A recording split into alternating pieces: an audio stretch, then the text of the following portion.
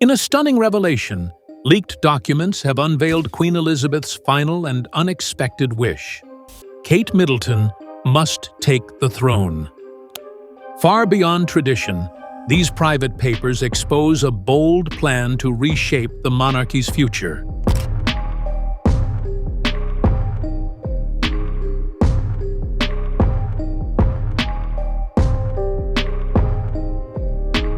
As the royal family reels from this seismic shift, the world is left wondering how this will affect King Charles, Prince William, and the entire royal lineage. The Queen's secret endorsement signals not just a passing of power, but a modernizing leap toward a new royal era, one where Kate's grace and strength will define the crown's future like never before. A palace, silence. The air was thick with anticipation and reverence as Prince Andrew stood in a quiet room inside Buckingham Palace. The moment was unlike any other. With deliberate care, he broke the wax seal on Queen Elizabeth's final will. This wasn't just a routine act, it was the start of a new chapter, a turning point in royal history. Everyone present felt the weight of tradition bearing down in silence. No phones flashed, no whispers escaped. Only the deep gravity of a monarch's final words filled the chamber. Prince Andrew, often a figure shadowed by controversy, unexpectedly held the spotlight. As the Duke of York, his public image had faced storms over the years. Yet in this moment, he was the guardian of the late Queen's last wishes. The contrast was stark, but the focus was clear. This was no time for distractions. The sealed will was about to reveal what the Queen envisioned for the future of the crown and its heirs, and Andrew's role as the messenger carried an unusual gravity. The cameras were strictly barred. Only a small inner circle was allowed to witness this deeply private event. It was a rare glimpse behind palace doors, a moment steeped in centuries of tradition, yet charged with the uncertainty of change. Everyone in the room understood the significance. What happened next would ripple through the monarchy for years to come. The Queen's final will wasn't just about property or titles. It was about legacy, power, and a vision for the future. This intimate moment set the stage for a royal upheaval. The world outside was unaware of the shifting sands beneath the palace floor. For the first time in decades, the royal blueprint was poised to be rewritten, and the echoes of that silence were just beginning. This wasn't merely an act of inheritance, it was a signal that the monarchy was entering a new era, one that would challenge old rules and traditions. As the will was opened, all eyes, though hidden, were on Andrew, the unexpected bearer of a message few saw coming. His presence raised eyebrows and questions alike. What did it mean for the royal family's future? The next moment would reveal not just possessions, but secrets and shifts that would redefine the crown. The story was just unfolding. Unexpected messenger. When the will was presented, most expected to see King Charles, Prince William, or Princess Anne step forward. Instead, it was Prince Andrew, the man many had quietly sidelined. This choice sent a ripple of surprise through the room. Andrew's troubled public history made him an unlikely messenger for such a critical moment. Yet here he was, his hands trembling slightly, but his voice steady, reading the Queen's words aloud. The contrast was striking. A figure once mired in scandal was now the keeper of the crown's deepest secrets. Andrew's presence carried more than just the weight of duty. It carried an unspoken message. Was this the Queen's subtle way of reminding the family of hidden loyalties or testing their resilience? Royal insiders began to whisper about the possible meanings behind the decision. Did Elizabeth intend something more than just passing on property? They asked. Andrew's moment in the shadows became a focal point for speculation about family dynamics and unspoken rivalries. As he read, Andrew's voice steadied the room's tension. Every phrase carried significance. The Queen's carefully crafted will wasn't merely a list of bequests. It was a map of future power, a vision she had held for years. And Andrew's role was now to make sure it was heard, understood, and respected. The irony was not lost on anyone. A man once cast aside was now the guardian of royal continuity. This unexpected moment forced the family and the world to rethink assumptions. Andrew's role shifted from scandalized outsider to pivotal insider. What did this mean for the delicate balance of power? And more importantly, what hidden messages lay buried in the Queen's final testament?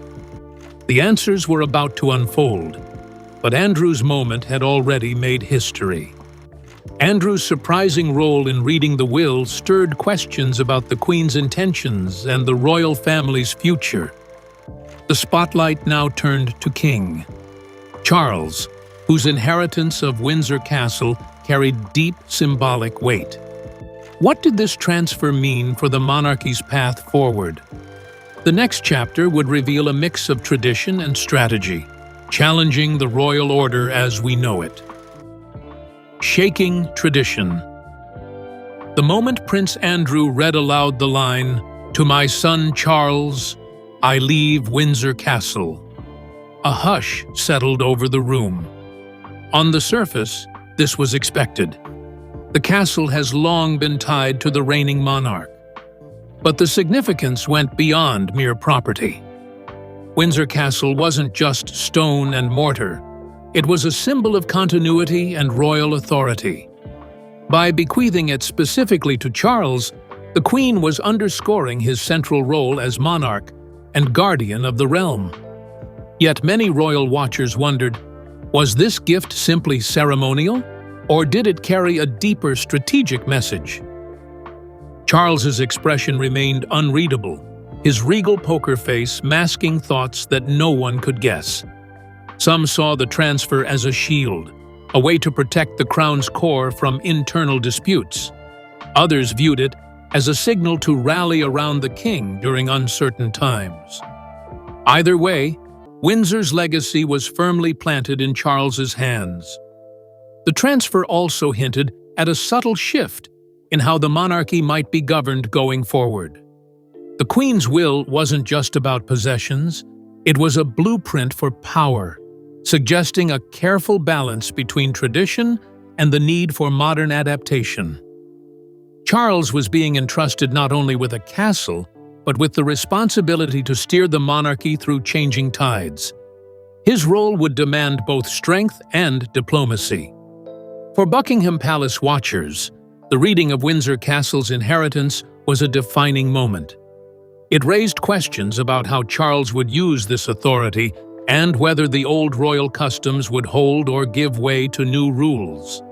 The symbolism of Windsor, a fortress and home, echoed the challenge of protecting both the crown and the family in the years to come. Charles's journey was only beginning. While Windsor symbolized royal authority, the next inheritance surprised many by rewarding Princess Anne with Sandringham estate. This unexpected move highlighted a shift toward merit over tradition. As the will unfolded, the Queen's intentions to reshape the monarchy became clearer. The story now turns to Anne's rise and what it means for royal dynamics. Anne's ascent. When Prince Andrew finished reading the bequest to Princess Anne, "To my beloved daughter Anne, I bequeath Sandringham estate," a subtle but powerful shift filled the room. Sandringham, long known as a private royal retreat, was entrusted not to Charles, but to Anne. This was unexpected and spoke volumes about the Queen's recognition of Anne's decades of dedicated service and unwavering loyalty. It was a clear message. Merit and duty could now reshape the royal hierarchy. Anne's reputation as the monarchy's workhorse, preceded her, and now she held a tangible symbol of influence. The transfer of Sandringham wasn't just about land. It was about authority and trust. This estate, often a refuge for the royal family, now belonged to a figure known for her practical approach and no-nonsense leadership. It suggested that the Queen valued Anne's steady hand in navigating the complexities of royal life. The decision quietly challenged centuries-old traditions where prime properties usually passed down through the direct heir. The Queen's will signaled a new era where dedication and competence mattered more than birthright alone. This move gave Anne a real stake in the future, a voice with more weight in decisions that affected the monarchy's legacy. It was a vote of confidence in her ability to lead and protect royal interests. For those watching closely, Anne's inheritance of Sandringham marked a turning point in the monarchy's internal balance. It raised questions about the evolving roles of the royal siblings and hinted at a future where power and responsibility could be shared differently. Anne's practical wisdom was now backed by real estate, influence, and a spotlight that might shine brighter than ever before. While Anne's ascent surprised many, the Queen's next bequest further stirred the room. Balmoral, the cherished Scottish sanctuary, was designated for shared family use, signaling a break from exclusivity. This gesture hinted at a monarchy embracing unity over tradition, opening a new chapter in royal family dynamics. Balmoral shared. The announcement that Balmoral shall be shared among the family sent ripples through the palace. Known as a private royal haven, Balmoral had long been a sanctuary reserved almost exclusively for the reigning monarch and select close family members. By deciding to make it communal, the Queen fractured royal privacy norms and reshaped expectations about family unity and shared responsibility. This redistribution was more than a practical decision. It was a symbolic gesture toward inclusion and collective duty. It reflected the Queen's wish for the family to stand together, sharing sacred spaces rather than clinging to individual ownership. This shift suggested that the monarchy was evolving, recognizing the importance of a family-focused approach in an institution often seen as hierarchical and distant. By tying each heir to Balmoral, the Queen emphasized the idea that royal duty was a shared journey. The sanctuary would become a place where bonds could be strengthened, rather than a symbol of isolation or power. For many, this was a powerful message. Monarchy was not just about one person's reign, but about the collective strength and unity of the family. The move also raised questions about how the royal family would use Balmoral going forward. Would this foster greater openness and cooperation? Could shared access reduce internal rivalries and encourage a modern, connected monarchy? Balmoral's communal future symbolized a monarchy that might finally embrace change, blending tradition with a more inclusive family vision. While Balmoral's shared future symbolized unity, the Queen's next gift was a more personal and historic one.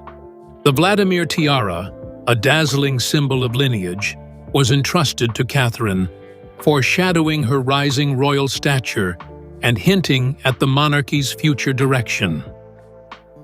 The tiara bequest. When the will revealed the gift to Catherine, the Vladimir tiara, it wasn't just about a beautiful piece of jewelry. The tiara, steeped in Windsor history and worn by Queen Elizabeth and Queen Mary, was a powerful symbolic crowning of Kate's future. This was a clear royal endorsement, signaling Catherine's elevated position within the family and the monarchy's long-term plans. Unlike typical gifts, the tiara represented more than glamour. It embodied dynasty, lineage, and continuity, a physical token of trust and responsibility from the late Queen to her daughter-in-law. The gesture acknowledged Catherine's role not just as a consort, but as a future cornerstone of the monarchy. one who would carry forward its traditions while guiding its evolution. For many royal observers, the tiara bequest confirmed Catherine's transformation from a beloved public figure to a formal royal authority. The Queen's confidence in Catherine had been building quietly for years, and this jewel was the ultimate symbol of that trust. It was a subtle but profound way of saying, "Kate is the future of this family." This gift sparked whispers about what the monarchy's future might look like. Catherine's influence, now officially recognized, suggested a reign that blended tradition with modernity, grace with strength. The tiara wasn't just a decoration, it was a crown in waiting, a beacon of change for the House of Windsor. With Catherine's symbolic crowning complete, the Queen's will then turned its attention to the next generation. The bequest to Prince George hinted at a careful grooming for the future, shaping a monarch in training ready to carry the crown into tomorrow. Prince George's legacy. The Queen's will carried a message not just for the present, but for the future. A future embodied by her great-grandson, Prince George. When the document revealed that George was to inherit not just treasures but wisdom, it made clear the Queen's intent to prepare him for the weighty role he is destined to inherit. This bequest wasn't about material wealth alone. It was about shaping a young boy into a monarch grounded in service and heritage. George, still so young, suddenly carried a significant symbolic weight. The Queen's words spoke across generations, expressing a desire to pass down lessons that would help him lead with compassion and strength. She seemed to be laying the groundwork for his education in royal duties and public responsibility, knowing that his path would be different and challenging in its own way. This gesture highlighted the Queen's foresight and care, aiming to balance tradition with a modern understanding of leadership. She wanted George to grow aware of the monarchy's place in history, but also its evolving role in today's world. The future king was being gently but firmly placed on a trajectory that required wisdom beyond his years. For the royal family and the public, this was a reminder that the crown is not just a title or symbol. It is a role demanding preparation, patience, and dedication. George's legacy was now being shaped quietly, with the Queen's final words serving as a guiding beacon for the years to come. While George's future was carefully nurtured, the Queen's will broke new ground by granting Princess Charlotte equal importance. This marked a radical step toward gender equality in royal tradition, reshaping the monarchy's view of female heirs.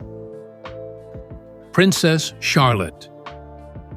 When the Queen's will stated that Princess Charlotte was to be granted equal importance to her brothers, it sent a powerful message, one that quietly but firmly challenged centuries of royal tradition. This wasn't just a minor note, it was a radical break from the past, signaling that royal women would no longer be sidelined or treated as secondary. For years, royal succession favored male heirs, with female members often placed behind their brothers in status and inheritance. Charlotte's recognition as equally important was a clear nod to gender parity, reflecting changing societal values and the monarchy's attempt to modernize. It elevated Charlotte's role not by property or title, but by purpose, signaling her equal stake in the royal family's future. This shift also reflected Queen Elizabeth's progressive thinking toward the monarchy's future. By placing Charlotte on equal footing, the Queen was making a statement about the value of women in leadership and about embracing a more inclusive royal family dynamic. It was a gift of empowerment and respect, shaping how royal daughters would be seen for generations. For the public and royal watchers, Charlotte's equality marked a hopeful turning point. It suggested a monarchy willing to evolve, recognizing talent and duty over outdated gender norms. The Queen's vision was clear. The future would be balanced, fair, and forward-thinking, starting with Charlotte. While Charlotte's equality rewrote history, the Queen's next bequest reached out across family divides. Her gift to Prince Harry, a ceremonial sword, was a complex symbol of duty, conflict, and perhaps hope for reconciliation. An olive branch for Harry. The Queen's bequest to Prince Harry of a ceremonial sword from King George V was a moment heavy with meaning. This was no simple gift. It was a gesture heavier than gold, layered with symbolism about duty, family conflict, and a quiet invitation to mend old wounds. Despite Harry's distance from the core royal family, the Queen's will acknowledged his place and his history. The sword represented the monarchy's heritage and the responsibilities that come with it. While Harry's path had diverged in recent years, the Queen's Act suggested the hatchet hadn't been fully buried, but rather respectfully placed aside, leaving room for potential healing. It was a reminder that family ties, no matter how strained, remained part of the royal narrative. For many, this gift was a poignant acknowledgement of Harry's ongoing role, even as his choices and public actions created tension. It was a symbol of hope that the past conflicts might be softened by respect and understanding. The Queen's recognition of Harry's place, despite challenges, was both personal and political. This bequest carried deep emotional weight, reflecting the complexity of royal relationships and the challenges of maintaining unity. It underscored that while the monarchy must move forward, it must also carry the burdens and hopes of its fractured family. A delicate balance in a changing world. As these significant legacies passed hands, the Queen's final plea brought the family's attention back to what truly mattered: unity above all else. This call would echo through the palace walls, shaping the monarchy's future. The Queen's final plea. In the final pages of her will, Queen Elizabeth's message was clear and heartfelt, a plea for family unity above all else. Her words echoed a deep understanding that the royal family's strength depended not on titles or wealth, but on the bonds that held them together. She urged her heirs to stand firm against personal grievances and public scandals, emphasizing that the monarchy's survival hinged on solidarity. Despite years of private and public conflicts, the Queen called on her family to rise above personal wounds. She recognized the difficulties of balancing duty with family emotions, but made it clear that the Crown's legacy must not be fractured by division. Her mandate was a silent but powerful command: to prioritize the institution over individual pride. This plea wasn't just about maintaining appearances, it was about preserving an institution that millions relied on for stability and tradition. The Queen's final wishes highlighted the delicate balance between family loyalty and royal duty, reminding her heirs that their roles carried a responsibility far greater than themselves. Her words resonate now more than ever, as the family faces challenges that test this unity. The Queen's hope was that her legacy would be one of togetherness and resilience, inspiring the royal family to protect the crown by protecting each other.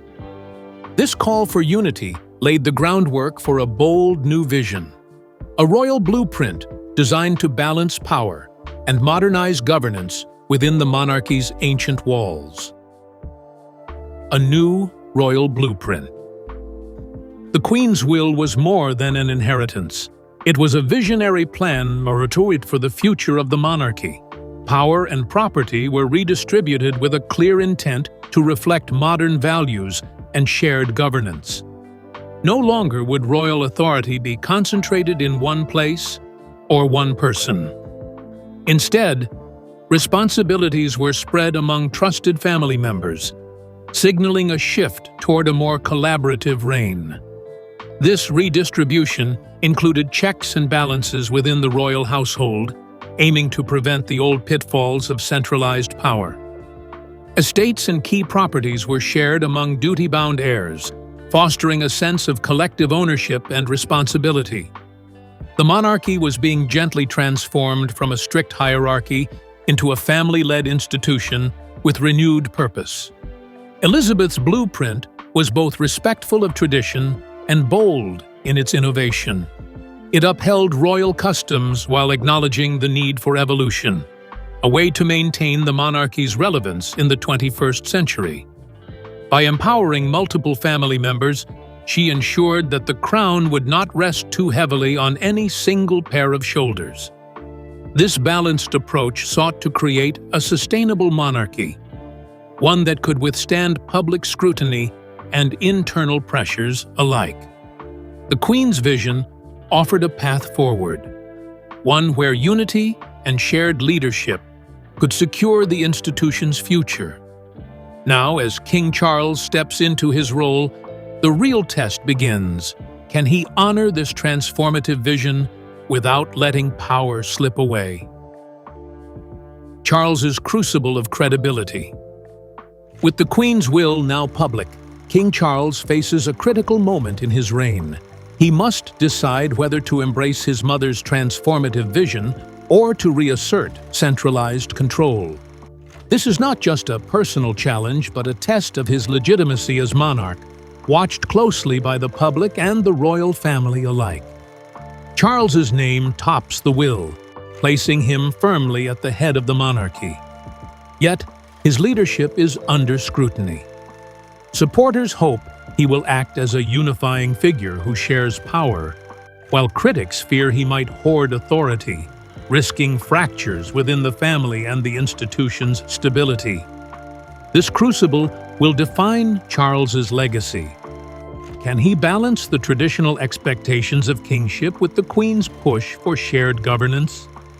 His choices in the coming months will shape whether the monarchy adapts or retreats in the face of change. The monarchy is at a crossroads. The world is watching to see if Charles will rise as a modern leader who can navigate the delicate terrain between family loyalty and royal duty, preserving the crown's dignity and relevance. As this new chapter unfolds, the royal family is already showing signs of rebirth. Anne's leadership, Catherine's rise, and the symbolic gestures that signal a future shaped by both tradition and change. Royal rebirth. The Queen's final acts are now visible in the living, breathing monarchy. Princess Anne's stewardship of Sandringham marks a subtle but significant shift in public attention, highlighting her decades of service and practical leadership. Her role signals a monarchy willing to reward merit and commitment, not just birthright. Meanwhile, Catherine's receipt of the Vladimir tiara signals her official rise within the royal hierarchy. The public and the palace alike are now looking to her as a steadying force, an emerging leader who embodies both grace and strength. Her ascent represents the monarchy's blending of historical legacy with modern sensibility. Young Prince George and Princess Charlotte carry symbolic expectations on their shoulders. Their roles are being carefully nurtured to reflect a monarchy ready for the future, balancing duty with personal growth. These children represent the crown's next generation, one built on lessons passed down by their great-grandmother.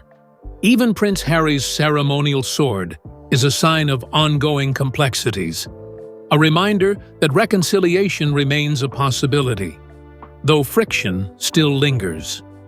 The Queen's last act was not just a legal document, but a living transformation, shaping the monarchy as a family and institution ready to face the future with renewed strength.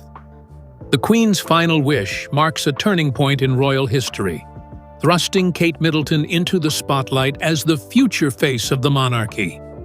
This revelation challenges centuries of tradition and sets the stage for a monarchy that blends legacy with modern leadership.